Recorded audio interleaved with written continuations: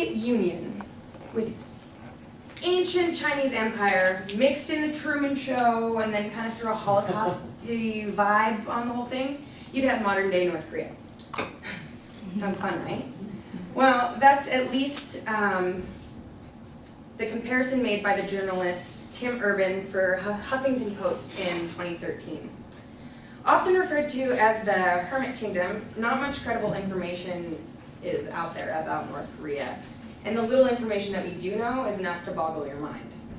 Whether it's the outlandish leader's history, the strict rules and regulations for visitors and citizens, or just the overall poverty and dismay, you can learn a thing or two about North Korea and be left with the feeling of relief we were raised elsewhere. So now that that's done, let's talk about the leaders, because apparently they're a big deal. So we got this guy. His name's Kim Il-sung, 1912 to 1994. He's the eternal president. We call him that because he abolished the position for any other running candidates for the rest of time ever. So he is the president, and he's dead, but he's still the president of North Korea. He's like their George Washington, Stalin, Santa Claus, Easter Bunny, and Jesus Christ all combined, mixed together. And he's created a completely fabricated story of his past accomplishments, all of which he did not accomplish.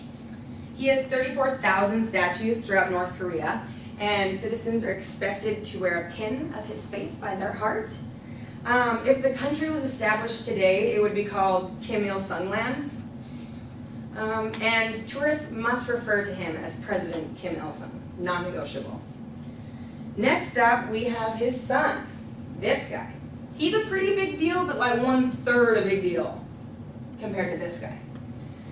So it was said that he was born on the top of a mountain, and when he was born, winter turned to spring, which is completely false because there's medical documents describing him being born in the Soviet Union, and science pretty much agrees that humans do not control the weather.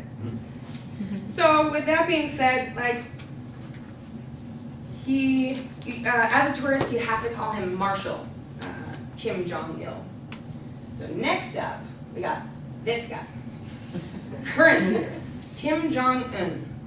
No one really knows what he's accomplished. He basically is just there because his dad died suddenly. He's known for having hissy fits, and when he doesn't get his way, he gets pretty upset, and that's probably because his fabricated history isn't quite as good as his dad and granddad's. Also, no one knows when he was born. And it's kind of a touchy subject, and that's kind of how the conversation looks when asked about it, so they tend to stay away from asking him when he was born. Now that I've introduced you to the three leaders, I'm just going to refer to them as the bros from now on, because they've got kind of weird names. And yeah, they all are quite fascinated with Dennis Rodman. Dennis Rodman in 2011 was actually asked by Vice News journalist crew to come with them for their documentary Inside the Hermit Kingdom to talk and be there just so that the Vice crew was allowed to get inside the country. That's how much they admire him.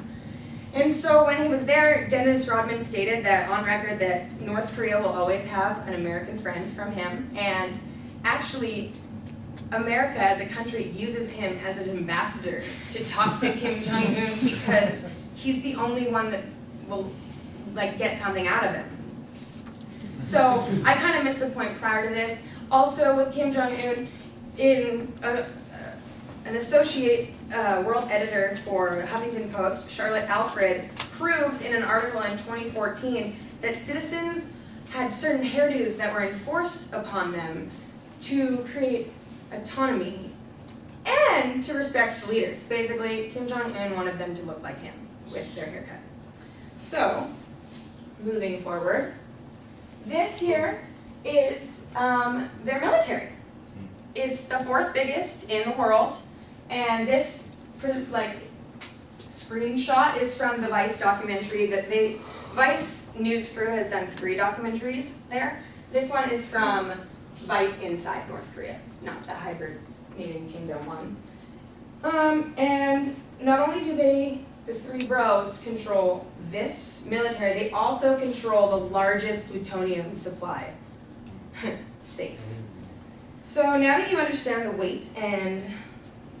weight the bros have on the country, it's only fair to discuss the eternal president and how he changed the calendar year and basically the starting of time. Basically what he did was, time started in 1912 when he was born. And now North Korea currently is in year 101. Which is kind of weird, but that's where they live. Lisa Ling explained in 2006 that during her National Geographic documentary that citizens are expected to have framed photos of the leaders in their house, and they have a specific towel to clean those photos once a day, every day, non-negotiable. Also, if that's not crazy enough for you, they get spot checked at their house to make sure that this certain towel is clean and those photos are well kept. In 2012, Rudy Perrick wrote an article for the Advertising Age and coined that his visit in North Korea was similar to a Stalinistic theme park.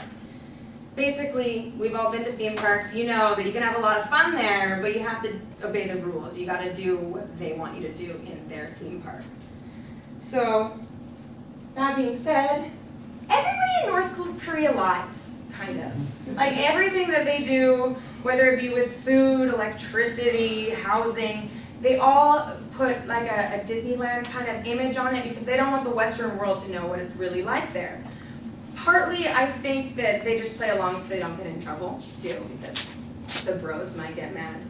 And this is where my Truman Show comment comes into play. Like, you don't know who's telling what and why they're saying it, and who's listening and who's watching. So, this is kind of what North Korea wants you to see. This is their tourist path. As you can see, it's like sunshine, lollipops, and then around everything is doom, hardships, starvation, tragedy, internment camps. It's just bad stuff. North Korea population is 22.7 million, and more than 33% of the population is undernourished.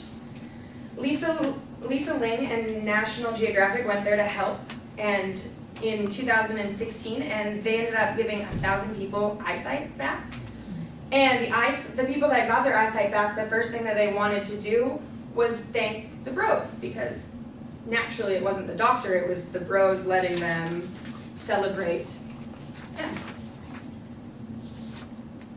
This here is the only hotel that tourists are allowed to stay at, and as you can see, it's conveniently located on an island in the middle of the city of Pyongyang.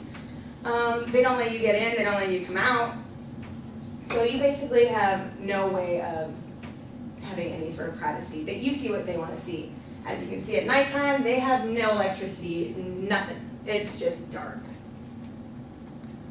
And yep, there's all the internment camps numbered. I think there's 14 there. Basically, Diane Sawyer, a well-known journalist for Good Morning America, explains that when she was on her flight, the in-flight magazine that she was given explains how Americans treated them during the Korean War, how they're so unfair to women in the country, and how many nuclear bombs that America has. That's on their in-flight magazine, and propaganda is a really big part of North Korean culture.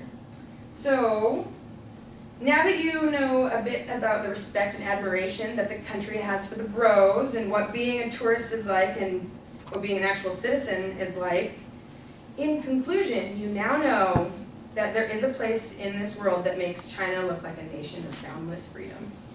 Thank you.